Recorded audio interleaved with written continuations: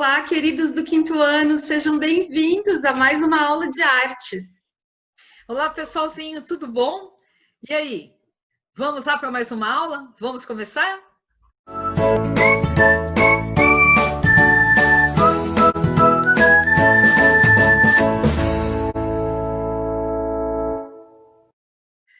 Queridos, como vocês estão? Vamos lá continuar no nosso conteúdo? Vocês lembram o que a gente está vendo? A gente está vendo uma coisa muito legal que eu estou adorando falar com vocês sobre isso, que é teatro. Não é verdade, professora?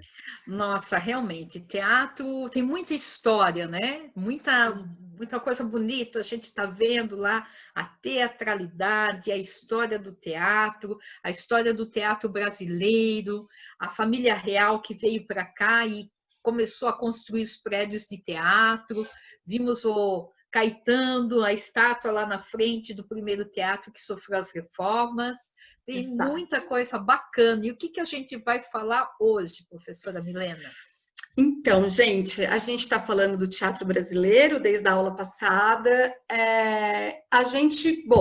Então, Brasil, o rei chegou, fez teatro, grupos portugueses vieram apresentar, e daí o teatro brasileiro começou a ficar quente, vários artistas começaram a surgir, e daí a gente fala de uma época que é um marco, que é o teatro moderno brasileiro. Hoje a gente vai falar sobre ele, que é um momento revolucionário, um momento importante que deu uma virada na nossa cultura teatral do país. Nossa, o teatro moderno tem muita coisa boa. Vamos lá, vamos trazer aqui para vocês. Bom, pessoal, teatro moderno brasileiro. Moderno porque ele vem agora depois do século XVIII, século XIX, então ele vem para a era moderna. Então ele ganha uma nova vida, um novo jeito de ser. O Teatro Municipal lá do Rio de Janeiro, esse daqui, aquele um que a gente já estava vendo, ele foi o palco dessa revolução, de toda essa mudança. Né? Lá na década de 1940, muitos concordaram que a revolução aconteceu com uma peça de teatro chamada Vestido de Noiva, que foi escrito aqui pelo Nelson Rodrigues. Aqui é o Nelson Rodrigues novinho, e aqui é uma capa do livro, né? O livro Vestido de Noiva, a peça, autografado por ele. Esse teatro, a gente só vai ter fotos preto e branco dele, porque nessa época aqui que ele ocorreu, que foi em 1943, as fotografias ainda não existiam coloridas. Mas graças à internet, nós temos essas fotos hoje com uma excelente resolução e uma visualização muito boa. Então, essa peça de teatro, ela começou a ser apresentada, encenada, no dia 28 de dezembro de 1943, entre o Natal e o Réveillon, não é mesmo? Olha Aqui só. nós temos duas imagens, duas partes de o cenário é um pouco diferente, vocês perceberam aqui? Sabem por quê? Olha só. O que fez com que essa peça de teatro fosse importante, que marcasse, né? Que fosse a revolução, que nem a professora Milena falou, a coisa ferveu lá e foi um marco. O que foi? Foram vários pontos. E ela é contada misturando os tempos. O presente com o passado, que no caso dessa peça representava as memórias da personagem e os momentos de alucinações, né? Que é aquele delírio, será que aquilo acontece? Não acontece. Então, antes dessa peça, os teatros, as peças de teatros, elas possuíam aquela estrutura clássica, começo, meio e fim, que nem nós estamos acostumados. Não é isso, professora Milena? Isso mesmo. E exatamente, e o Nelson Rodrigues vai fazer uma coisa completamente nova para esse momento da história, que é camadas, diferentes camadas narrativas. Então, em um tempo acontece uma coisa, de repente corta a cena, vai para uma outra cena e tem um outro tempo narrativo. Então, ela pode ir para o passado, ela pode ir para o futuro. Então, essa é uma encenação, um tipo de encenação muito diferente para esse momento. E sim, e como nós estamos falando de um teatro, vocês sabem que teatro nós temos um palco ali.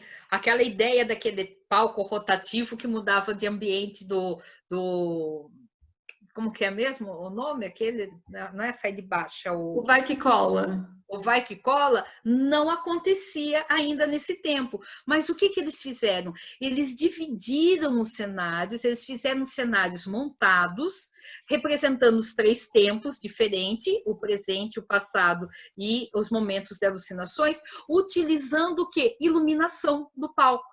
Vocês estão vendo essas fotos aqui do lado? Essas fotos são momentos diferentes.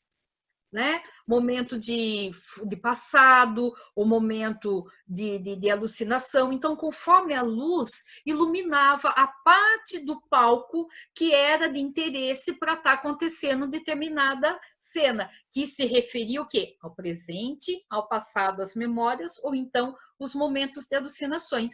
Então, a iluminação ela ganhou uma nova função dentro desse teatro moderno. Ela sinalizava para o público as cenas e também ditava o clima do espetáculo. Não é isso, professor Milena? Exatamente. Então, era essa diferença nos tempos visualmente. O público conseguia entender a narrativa da história sem se perder, porque os espaços e a iluminação ajudavam nessa narrativa, ajudavam nessa história. E eu queria dizer também, professora, que o Nelson Rodrigues é um dramaturgo muito importante brasileiro. Todo mundo que estuda teatro vai em algum momento encontrar com o Nelson Rodrigues. Ele foi um dramaturgo que começou a escrever de um jeito que também ninguém escrevia naquela época. Não é só esse texto que é revolucionário, depois vem outros textos. E ele era uma pessoa polêmica, ele falava sobre temas muito polêmicos para aquele momento, né? Na sociedade, na nossa cultura. Então, Nelson Rodrigues vale a pena, de repente, até pesquisar um pouquinho mais, porque ele foi um cara muito importante e muito interessante. Eu lembro que a Rede Globo teve uma época que fez um especial, acho que era toda terça-noite, que eles faziam um filmezinho, uma mini apresentação de um dos livros, né? Ou algumas crônicas do Nelson Rodrigues, trazendo essa história. E realmente, como você falou, sempre temas polêmicos.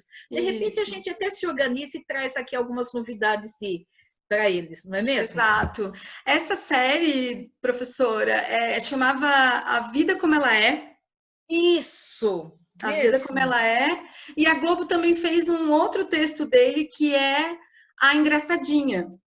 Também. Engraçadinha, verdade. O Nelson Rodrigues, ele é importante, ele é um marco, e as mídias hoje, tanto teatro como mídia de TV e até a cinema, e hoje o vídeo, videoarte, acaba trazendo ele à tona, porque ele é marco, ele é importante mesmo, né? Isso mesmo.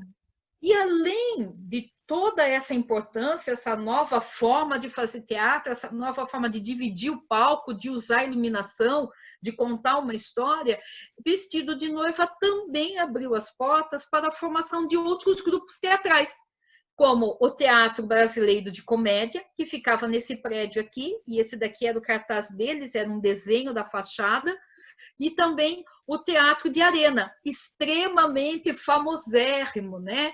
Quem estuda teatro, como a professora Milena, que é atriz, ela sabe o quanto que o Teatro de Arena é importantíssimo, né, na história do nosso teatro. E o que esses dois grupos de teatros tentavam fazer na época? Eles tentavam fazer um teatro de uma forma diferente, né? Eles queriam estar o quê? Eles queriam fazer algo que ainda não diferente do que o pessoal está acostumado a ver. Eles queriam usar temas atuais, eles queriam mostrar a realidade do Brasil. Então, às vezes, a peça tinha até uma conotação política e de crítica, não é, professora? Isso mesmo, exatamente. Então, é como se o Nelson tivesse aberto uma janelinha e todo mundo foi abrindo, então ele vislumbrou um novo jeito de fazer teatro e daí todo mundo vem atrás. É sempre assim, um artista que começa um movimento, um novo momento, né? Quer dizer, o artista sempre acompanha também as mudanças sociais, né? Acompanha a nossa sociedade, o que a gente está fazendo. Então, o teatro daquela época vai fazer esse espelhamento com a sociedade daquele momento, de revolução, de grandes mudanças políticas. Então, sim, tinha essa conotação crítica social nesse momento. Foi até tanto jeito de fazer como os textos, né? Acabaram Isso. vindo com uma nova conotação. E um outro cara muitíssimo importante para o teatro e para a literatura brasileira é esse simpático senhorzinho que não está mais aqui com a gente, morreu agora em 2014, faz pouco tempo, Ariano Suassuna. Ariano Suassuna tem, assim, livros maravilhosos, né? Eu estou falando assim porque eu sou fã mesmo dele. Mas quando foi em 1955, vocês viram que questão de uns 10 anos depois do Vestido de Noiva, ele faz um livro que é considerado uma obra-prima, ou seja, o top do top da literatura e também do teatro brasileiro. Essa peça se chama, esse livro é O Alto da Compadecida. E essa obra, ela se tomou o gênero de alto. Então, alto, o que é? É quando a gente começou a ver, lembra quando a gente viu o começo do teatro brasileiro? Que vinham os jesuítas aqui, e eles queriam catequizar, ensinar a religião do pessoal da Europa aqui para os nossos índios, e faziam aquele sistema de teatrinho. Aquele teatro era um alto. Então, esse livro, essa obra do Suassuna, ela traz novamente esse modo de alto, esse gênero de alto de fazer o teatro. Só que, em vez de estar querendo catequizar indígenas, né, com uma conotação, um cunho religioso, na verdade, agora ele vem trazendo temas nordestinos e apresenta bom humor. Esse texto ele foi representado em diversas peças teatrais e também ele é um marco do teatro moderno. Isso mesmo. Ariano Suassuna realmente é um gênio. Eu também sou fã dele, professora. Ele é um artista de primeira, um brasileiro incrível, porque ele é um artista que gosta da cultura brasileira e quer levar a cultura brasileira. Ele é popular. Ele tinha, quando ele ficou mais velho, ele fazia uma coisa que ele chamava de aula-espetáculo, que era ele sentar e contar as histórias da vida dele. Ele é muito engraçado, é quase um stand-up, né? Se ele estivesse em pé, poderia ser que nem esses stand-ups atuais, mas é ele sentadinho na mesinha contando as histórias. Ele é muito engraçado e um dramaturgo genial, assim. Ele escreveu para teatro, escreveu O Alto da Compadecida, que é uma peça assim renomadíssima, também todo mundo conhece, e eles fizeram um seriado, né? Depois virou um filme na Globo, né? Que é O Alto da Compadecida, com o João Grilo, o Matheus Nastegali e o Chicó sendo o Selton Mello, que é incrível. É demais. Ficou ótimo. Foi no ano 2000, né? Que esse livro foi adaptado para o cinema. Eu lembro muito bem que passava à noite, acho que depois da novela das 8, como uma minissérie, num período de férias de julho ainda, porque foi o frio, e eu lembro que eu preparava um chocolate quente, deixava umas bolachinhas só para assistir.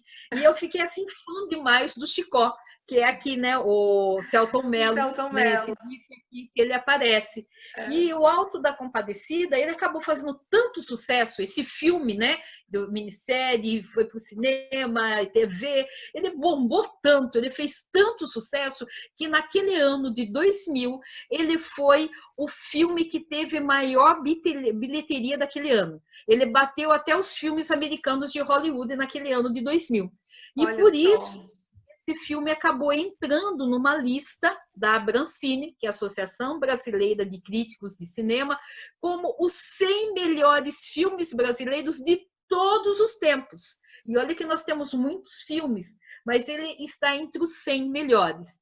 Longa-metragem, porque é um filme longo, né? Então, essa longa-metragem recebeu ainda prêmio de melhor diretor, melhor roteiro, melhor lançamento e melhor ator, né, no Grande Prêmio de Cinema Brasileiro de 2001. Eu sei que tem, ó, acho que deve de ter, se alguém tiver curiosidade, daí chama o papai, chama a mamãe, né? Convido a família para estar assistindo junto. Eu acho que ele tem disponível gratuito no YouTube e existe também em DVD para estar assistindo. Exatamente, vale muito a pena. Toda vez que passa na TV, eu paro para assistir, porque é muito engraçado, é poético, é bonito, os atores são incríveis e os personagens que o Ariano cria, né, do Nordeste. Então, o João Grilo, que é esse, né, o cara esperto, que às vezes está rico, às vezes está pobre, às vezes está rico, às vezes está pobre. É muito engraçado essas figuras que ele cria, né? E lembrando, professora, só uma curiosidade, que a gente tem uma sala de teatro linda aqui em Jacareí, que chama Ariano Suassuna. Ariano Suassuna, exatamente. Então, Aquela uma lá que fica no homenagem. Educa Mais, perto da rodoviária nova, Exatamente. não é mesmo? Isso mesmo. Bom, e um outro detalhe é que o Chicó, esse daqui, o Celton Mello, que está aqui aparecendo para vocês, ele tem uma frase que ele fala o filme inteiro, ele conta umas histórias doidas, e aí a pergunta fala assim, mas como assim, né? Como que aconteceu? Ele fala, não sei, só sei que foi assim. E ele acabou virando meme também, né? O pessoal, tem gente que usa até hoje, não sei, só sei que foi assim. É a frase, o bordão do Chicó. Chicó.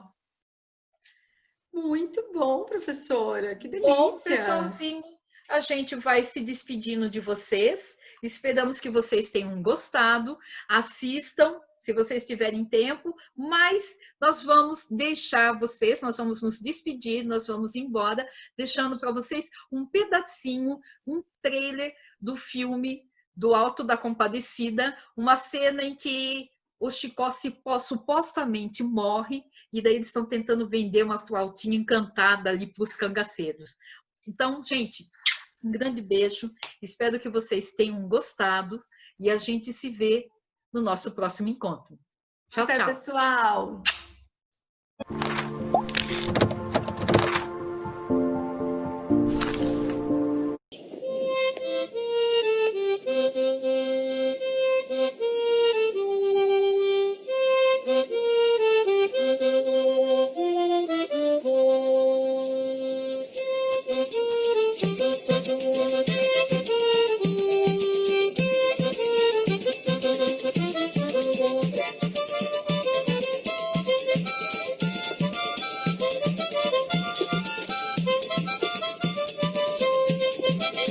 Nossa Senhora, só tendo sido abençoada por meu padrinho Padre Cício.